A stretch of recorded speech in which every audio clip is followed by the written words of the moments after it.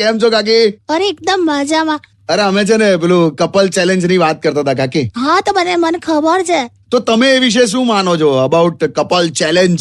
જો છે ને ભઈલું એકચ્યુઅલી છે ને મેરેજ ઇઝ અ ઇન્સ્ટિટ્યુશન. વાહ વાહ, બરાબર તો બોલી હવે. આ તો બરાબર. મેરેજ ઇઝ અ ઇન્સ્ટિટ્યુશન જેમાં પતિ એની બેચલર ડિગ્રી ગુમાવી બેસે અને પત્ની એની માસ્ટર ડિગ્રી મેળવી લે.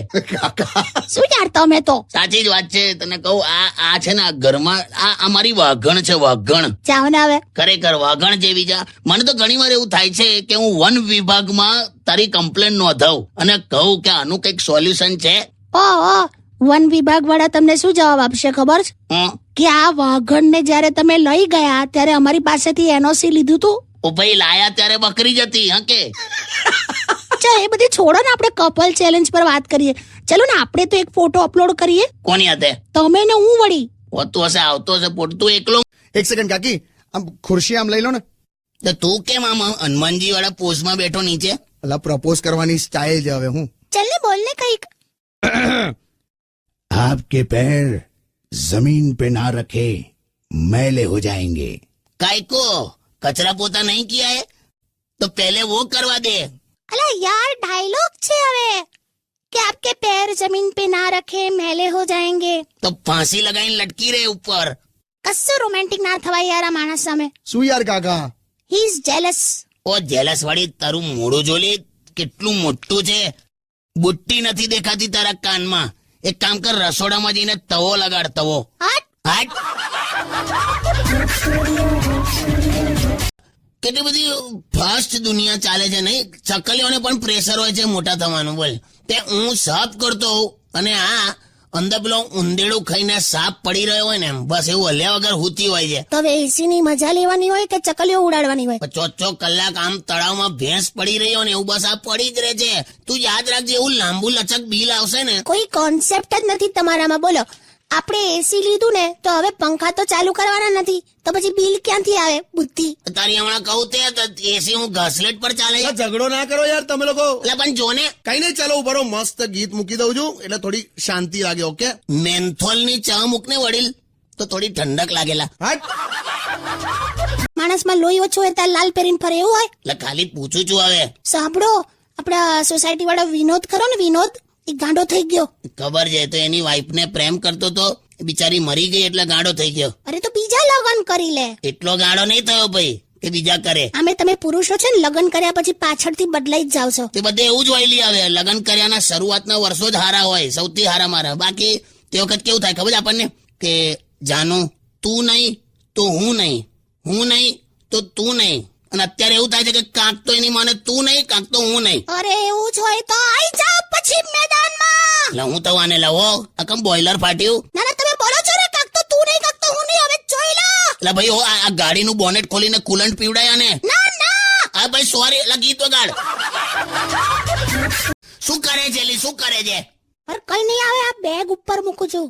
સાહેબ પેલી બાજુ મૂક, પણ આ એક્ઝેક્ટ મારા માથા ઉપર પડશે. ચિંતા ના કરો, આમાં તૂટવા વાળો કોઈ સામાન જ નથી. એટલે સામાનની ક્યાં મળે? એમાં માથું તૂટી જશે એમ આમ જાઉં છું તને.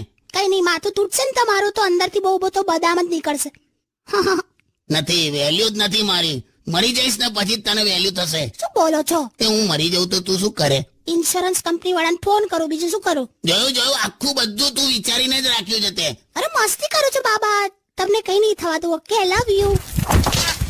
પડી જો એની માને પડી કીધેલું ને તને. Sorry boss. યાર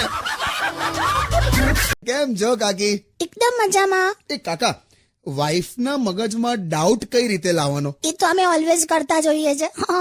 એવું નહીં કાકા, તમે બોલો ને, વાઈફ ના મગજમાં ડાઉટ કઈ રીતે લાવવાનો? કઈ નહીં લા, હસબન્ડે છે ને અચાનક વાઈફના મોબાઈલમાં મેસેજ કરવાનો કે આઈ લવ યુ ટુ. પછી જો રિએક્શન.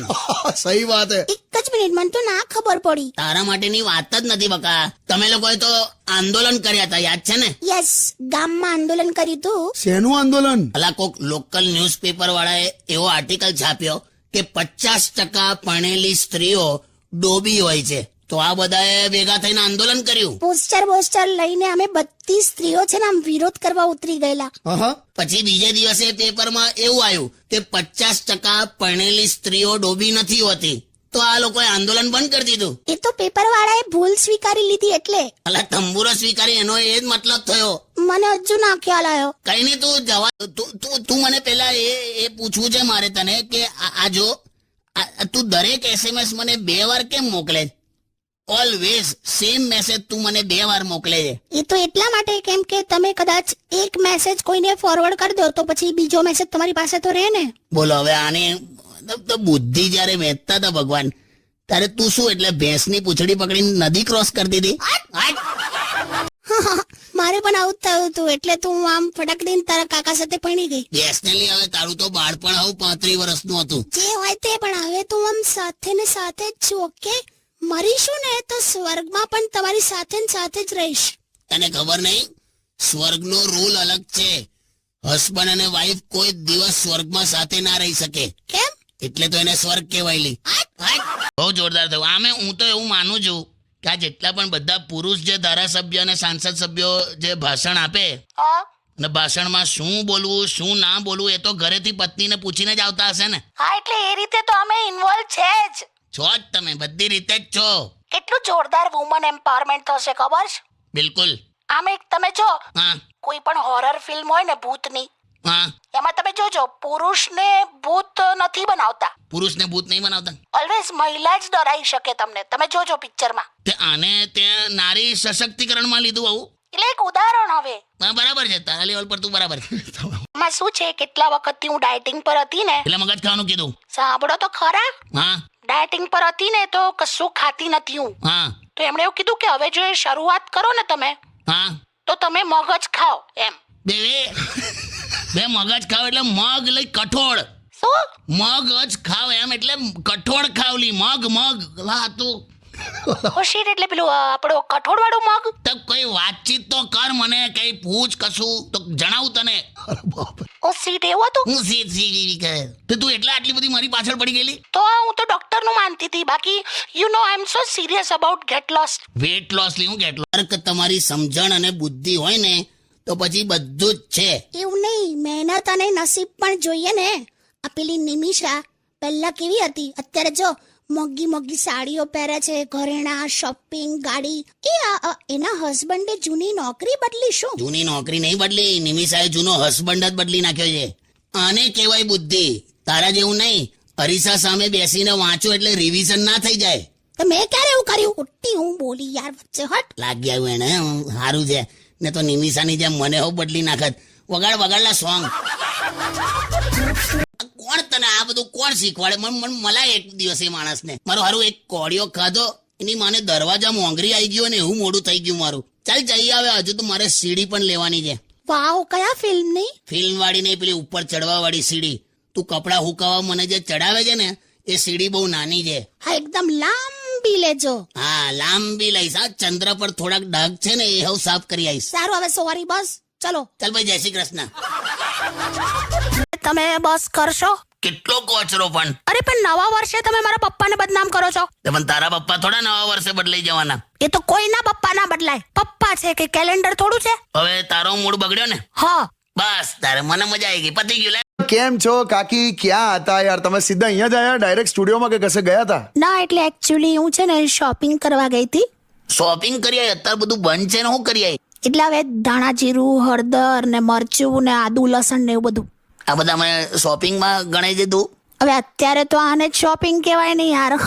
હું કઈ તમારી જેમ બીજે બધે રખડવા નથી જતી પેલા પાનના ગલ્લા પર. કાકા તમે ગલ્લે જાઓ છો? લા નથી લા કઈ. આ તો એક જ વાર ગયેલો, એમાં બબાલ થઈ ગઈ એમ. એટલે હું બબાલ થઈ ગઈ. 1.5 કલાક ગલ્લા પર ઉભા રહેલા. શું વાત કરો કાકા, એટલું બધું હું ખરીદ્યું? નથી લા કશું ખરીદ્યું. એમાં હું થયેલું, હું તઈ ખાલી ગયેલો ને ભાઈબંધને મળવા ગયેલો. હા તો તઈ ગલ્લા પર ઉભો તો મારા લેંઘાનું નાડું કોઈએ હળગાઈ દીધું. લા હે, લેંઘાનું નાડું સળગાયું? હાલા ખબર ને તે લોચો શું પડે ખબર? ગલ્લા પર આવતા જતા બધા લોકો માં નાડાથી સિગરેટ હળગાઈને જતા હતા.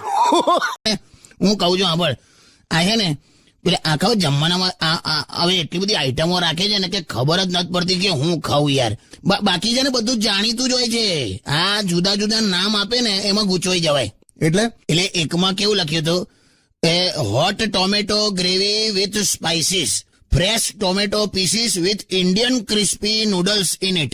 એટલે શું પણ? એટલે સેવ ટામેટાનું શાક લા. હું તો બધું જ ભરીને લઈ આવી હતી બોલ. હા હા હા હા, જાણે ભેંસને પાડો ધાવી ગયો ને એવું બધું ખેંચી કાઢ્યું. નોનસેન્સ જેવું ના બોલો. એટલે પણ શું થયું શું? એટલે પેલું એટલે બુફેમાં હવે કેવું હોય છે, એક આવડી નાનકડી અમથી ડીશ હોય આટલી, હા, એમાં કઈક 70 આઈટમો આ લોકોએ રાખી હોય અને સલાહ બધું જેમ ફાવે એમ ભરીને લાવે. જેટલું દેખાય ને જાણે રિસેપ્શન પછી છે ને દુકાળ ડિક્લેર થવાનું હોય ને એવું ભરે. એ તો કશું મિસ ના થાય ને એટલે એ બધું લાવવું પડે. એટલે પણ મિક્સ ના બદલે જે મિક્સ થાય ને આઈટમો બધી પ્લેટમાં એ જોવા જેવી હોય. એની માને કઢીનો રેલો તો પાપડ ને વળગી